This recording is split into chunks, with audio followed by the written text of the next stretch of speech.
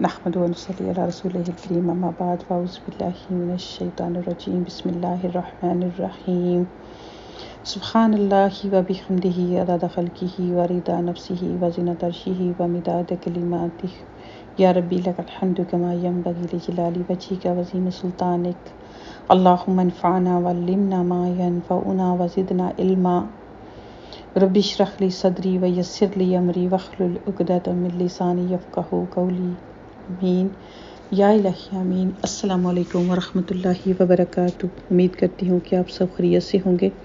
انشاءاللہ ہم اپنی سورہ یاسین جو کہ ہم نے شروع کی تھی اسی کو کنٹینیو کرتے ہوئے تو آج ہم آیا نمبر 12 سے شروع کرتے ہیں۔ اعوذ باللہ من الشیطان الرجیم بسم اللہ الرحمن الرحیم۔ تو جیسے کہ ہم نے لاسٹ لیکچر میں جو آخری بات پڑھی تھی کہ نبی پاک صلی اللہ علیہ وآلہ وسلم سے فرمایا گیا کہ آپ تو صرف اسی کو نصیحت کر سکتے ہیں جو کہ اس کو نصیحت کی گئی ہو آیات کے ذریعے اور وہ ان کی پیروی کرے اور اپنے رب سے بن دیکھے ڈرتا رہے۔ تو آگے اللہ سبحانہ تعالیٰ فرماتے ہیں انا بے شک ہم نے ہمی نے نحیی الموتا زندگی دی ہم نے الموتا اور موت دیں گے ونکتب اور ہم لکھ رہے ہیں ماں جو قدموا جو انہوں نے آگے بھیجا و آثارہم ان کے آثار وکل شیء احصیناہ وہ ہر چیز گن کے رکھی ہے ہم نے فی امام مبین ایک واضح روشن کتاب میں۔ تو اللہ سبحانہ تعالیٰ فرماتے ہیں کہ جو بھی یہ کر رہے ہیں ان کو کرنے دیں، یہ بات یہ اچھے طریقے سے جان لیں۔ اور ہمارے لیے بھی ہے کہ اللہ سبحانہ تعالیٰ فرماتے ہیں کہ بے شک ہم نے ہی سب کو زندگی دی اور ہم موت دیں گے، اور جو کچھ یہ آگے بھیج رہے ہیں ان کو ہم بہت ہی اچھے طریقے سے واضح سے طریقے سے جو ہے وہ ایک کتاب میں لکھ رہے ہیں، یعنی کہ نامہ اعمال ہمارا تیار ہو رہا ہے۔ جو کچھ بھی انسان کرتا ہے وہ اس میں درج ہے۔ جیسے کہ احصیناہ کا ورڈ ہم نے سورہ کہف میں پڑھا تھا اور اس وقت بھی میں نے ایکسپلین کیا تھا کہ اگر کوئی انسان جو کچھ کرتا ہے اس کی تو کاؤنٹنگ ہوگی، جو وہ پڑھتا ہے اس کی کاؤنٹنگ تو اللہ سبحانہ و تعالیٰ کر رہے ہیں کہ اس بندے نے اتنی نمازیں پڑھی، اتنی دفعہ اس نے قرآن پڑھا، اتنی دفعہ اس نے قرآن پاک کے ورڈز پڑھے، اتنا اس نے ذکر اذکار کیا۔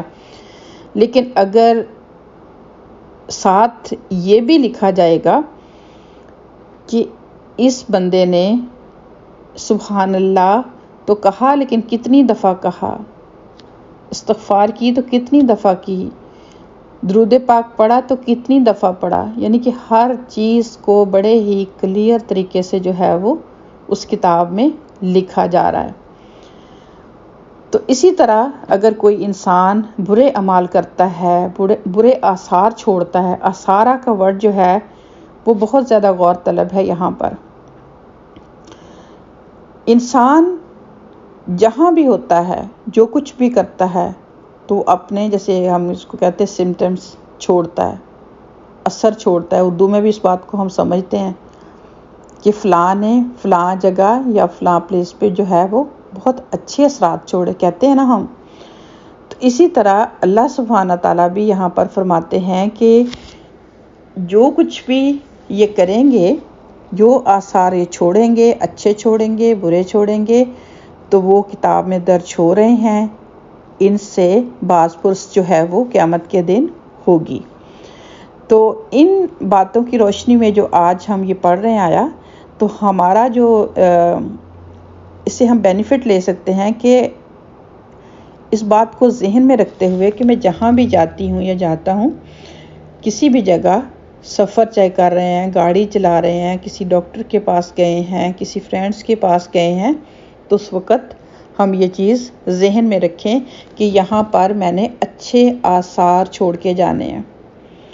پھر اسی طرح نیکی کے کام ہیں، ایون کہ نمازوں کا سلسلہ ہے، تو اس کے لیے بھی آپ ڈیفرنٹ جگہ جو ہے وہ چوز کر سکتے ہیں کیونکہ کچھ لوگوں کو عادت ہوتی ہے کہ وہ ایک ہی جگہ نماز پڑھتے ہیں اور کہتے ہیں یہی میری نماز کی جگہ. یہ بھی بہت اچھی عادت ہوتی ہے، لیکن اگر نماز بھی اگر آپ کو موقع ملے تو گھر کے ڈفرینٹ حصوں میں جو ہے وہ نماز پڑھیں، کیونکہ قیامت کے دن وہ آپ کی گواہی کا باعث بنے گی. وہ جگہ آئے گی کہ یہاں پر اس بندی نے سجدہ کیا تھا.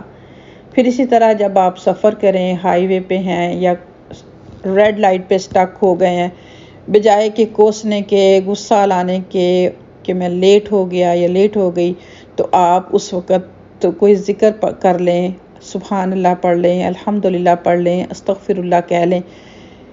جہاں پر آپ رکے ہوں گے اس ریڈ لائٹ پہ، تو اس وقت قیامت کے دن وہ جگہ آپ کے سامنے لائی جائے گی ایز اے وٹنس کہ اس بندی نے یہاں پر کھڑی ہو کر اللہ تعالیٰ کا ذکر کیا تھا. تو یعنی اس طرح سے بہت ساری اگزامپل ہیں، آپ خود بھی سوچ سکتے ہیں کہ کہیں بھی آپ بیٹھے ہیں، کچھ بھی آپ کر رہے ہیں، کسی چیئر پر بیٹھے ہیں، وہاں پر آپ نے ذکر کیا، وہ چیئر، وہ جگہ قیامت کے دن آپ کے لیے گواہی دے گی کہ اس نے مجھ پر بیٹھ کر جو ہے وہ یہ پڑھا، قرآن پاک پڑھا، ذکر کیا. تو یہ اب ہمیں اپنا خود جو ہے وہ فیصلہ کرنا ہے کہ ہم نے اپنے جو آثار ہیں وہ کیسے اچھے بنانے ہیں اور کیسے اس کو ہم جو ہے وہ اپنے حق میں بنا سکتے ہیں یا پھر اپنے خلاف بنا سکتے ہیں. تو اللہ سبحانہ تعالیٰ نے ہر چیز کو کھول کے بیان کر دیا کہ کل کو انسان یہ نہ کہے کہ وہ مجھے تو پتہ ہی نہیں چلا، اگر مجھے پتہ چل جاتا تو میں ایسے. پھر ہم استغفر اللہ، اللہم لا تجعل من، اللہ تعالیٰ ہمیں ان میں سے نہ بنائے کہ جو وہاں جا کر کہیں کہ اللہ اب ہم نے دیکھ لیا، اب ہم نے سن لیا، اب ہمیں واپس بھیجو.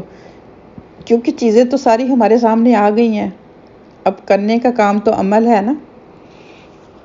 تو آگے چلتے ہیں. آگے اللہ سبحانہ تعالیٰ فرماتے ہیں وَاضْرِبْ لَهُم مَثَلًا أَصْحَابَ الْقَرْيَةِ إِذْ جَاءَهَا الْمُرْسَلُونَ.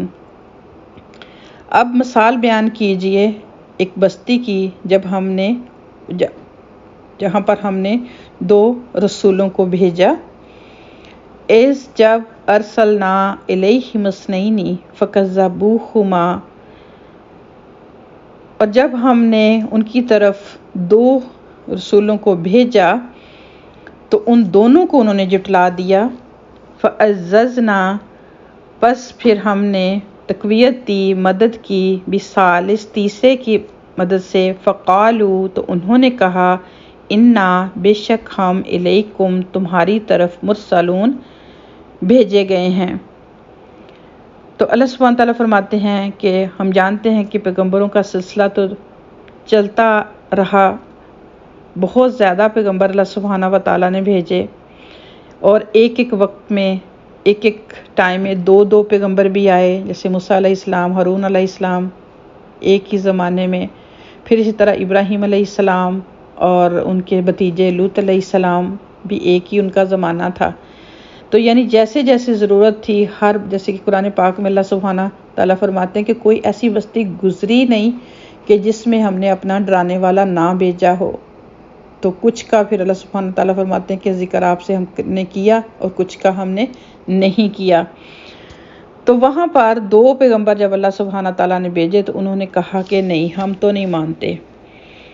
تو پھر اللہ سبحانہ تعالیٰ فرماتے ہیں پھر تیسرے نے بھی جو تھی، تیسرے کے ذریعے ہم نے مدد کی. تو انہوں نے کیا کہا، قالو، انہوں نے کہا، ما، نہیں، انتم، تم، الا، مگر، بشر مثلنا، کہ تم تو ہماری ہی طرح کے ایک عام سے انسان ہو. وما انزل الرحمن من شیء، اور رحمان کی طرف سے کوئی بھی چیز نازل نہیں ہوئی. ان انتم الا تکذبون، نہیں ہو تم مگر سوائے تم جھوٹ بولتے ہو. رسولوں نے کیا جواب دیا، قالو، انہوں نے کہا، ربنا، ہمارا رب، ہمارا پروردگار، یعلم، خوب جانتا ہے، انا، بے شک ہم، الیکم، تمہاری طرف، لمرسلون، بھیجے گئے ہیں.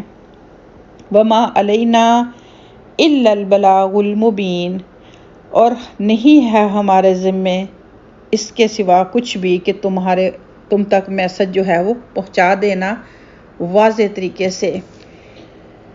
قالوا انا تطیرنا بکم، تو انہوں نے کہا بے شک ہم آپ کو اپنے لیے منحوس سمجھتے ہیں۔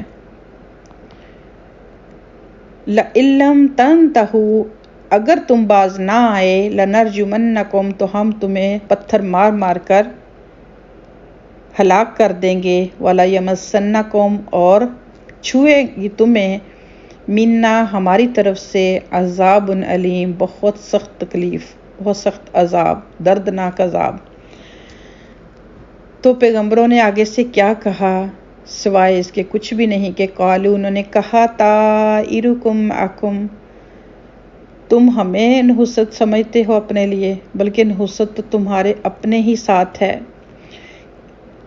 اَإِن ذُكِّرْتُمْ، کہ اگر تمہیں نصیحت کی جاتی ہے، بلکہ انتم، تم قوم مسرفون، ایسی قوم ہو جو بہت ہی زیادہ حد سے گزری ہوئی ہے۔ تو جب انہوں نے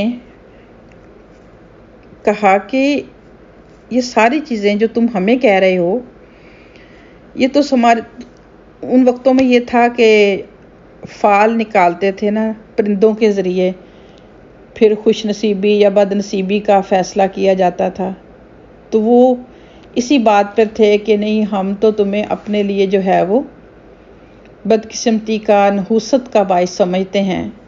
تو پیغمبروں نے آگے سے جواب دیا کہ نحوست تو تمہاری جو تم کرتے ہو، جو تمہارے اعمال ہیں، تم اللہ کو چھوڑ کر بتوں کی پوجا کرتے ہو، جو تم نے اپنے اپنے خدا بنا رکھے ہیں، تو یہ تمہارے لیے کیا کم نحوست ہے؟ اللہ سے دوری کیا کم نحوست ہے؟ بلکہ قوم تم ایسی ہو کہ تمہیں نصیحت جب کی جاتی ہے تو تم حد سے بڑھتے ہو۔ تو ان آیات میں آپ دیکھیں کہ نبی پاک صلی اللہ علیہ وسلم کے ساتھ بھی کچھ ایسا ہی معاملہ کیا جا رہا تھا، تو آپ صلی اللہ علیہ وسلم کو تسلی دینے کے لیے اللہ سبحانہ و تعالیٰ نے پہلے پیغمبروں کا ذکر آپ صلی اللہ علیہ وسلم کے ساتھ کیا کہ دیکھیں کہ آج جو آپ کے ساتھ یہ لوگ کر رہے ہیں، یہ کوئی نئی بات نہیں ہے، پہلے بھی ایسا ہی ہوتا رہا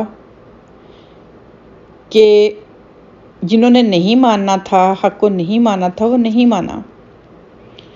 انہوں نے بھی یہی بات کی کہ آپ تو ایک حقیر سے انسان ہیں، آپ تو ہماری طرح کے انسان ہیں، اور رحمان کی طرف سے کوئی چیز نازل نہیں ہوئی، جیسے کہ یہ آج آپ کو کہہ رہے ہیں کہ قرآن جو ہے نعوذ باللہ استغفر اللہ آپ نے خود ہی گھڑ لیا ہے، آپ شاعر ہیں، آپ مجنون ہیں، یا آپ خود ہی لکھتے ہیں، خود ہی یہ لکھوا لیتے ہیں، تو ہم اس کو نہیں مانیں گے۔ الٹا الزامات، برے برے القاب۔ تو اس وقت کے رسولوں نے بھی یہی کہا کہ ہمارے ذمے پہنچا دینا، اب تمہاری مرضی ہے کہ تم نے ماننا ہے تو مانو، نہیں ماننا تو نہ مانو، کیونکہ ہدایت دینا اللہ کے بس میں ہے۔ انسان کا کام، پیغمبروں کا جو کام تھا حق کو پہنچا دینا، انہوں نے پہنچا دیا اور خوب پہنچایا، بہت اچھے طریقے سے اپنا حق ادا کیا۔ تو اب یہ قرآن پاک جو ہے نبی پاک صلی اللہ علیہ وآلہ وسلم کے ذریعے، جس میں ساری باقی جو کتابیں ہیں ان کی بھی اللہ تعالیٰ نے تصدیق کر دی، پہنچا دی۔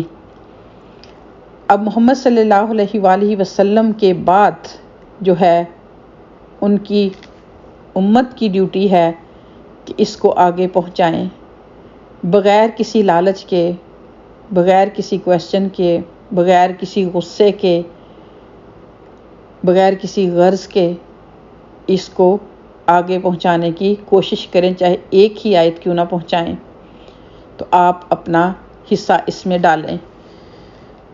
یہ فکر نہ کریں کہ آگے والے کا ریئیکشن کیا ہوگا، آگے والا میری بات مانے گا یا نہیں مانے گا، آپ کا کام ہے بتا دینا، پہنچا دینا، اپنے ہی تک نامحدود رکھنا۔ تو انشاءاللہ ہم آج کی بات کو ادھر ہی سٹاپ کریں گے، آگے جو ہے پھر انشاءاللہ ہم آیا نمبر 20 سے کنٹینیو کریں گے۔ اپنا سبھی بہت خیال رکھیے گا، انشاءاللہ نیکسٹ لیکچر میں ملاقات ہوتی ہے۔ السلام علیکم ورحمۃ اللہ وبرکاتہ۔